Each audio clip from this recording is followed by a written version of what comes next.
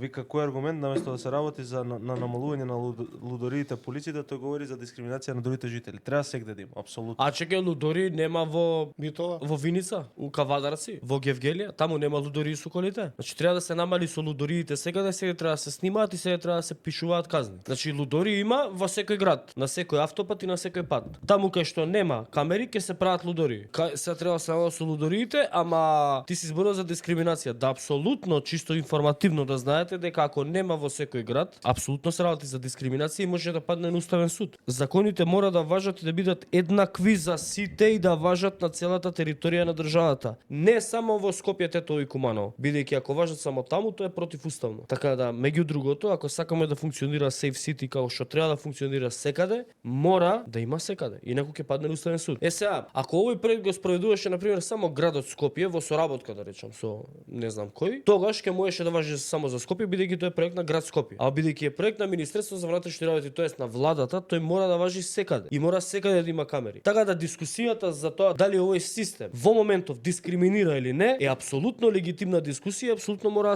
да се разговара. Мислам дека горе доле сите се согласуваме со ова Safe City, само треба одредени работи да се искоригираат.